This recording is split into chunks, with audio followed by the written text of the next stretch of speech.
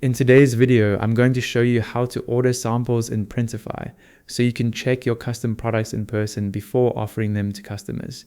To get started, log into your Printify account and open your store dashboard. From there, go to the My Products page. This is where you'll find the custom products you've created, whether they're still drafts or already published. Find the item you want to test, then click Create Order. In the options list that appears, choose Sample.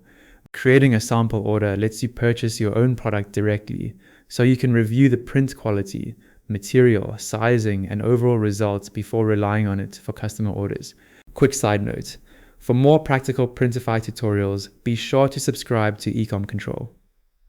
Next, select the specific product you want to order as a sample.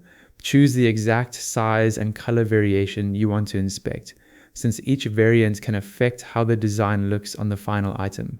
Once you've selected the variant, enter your personal delivery address and contact information.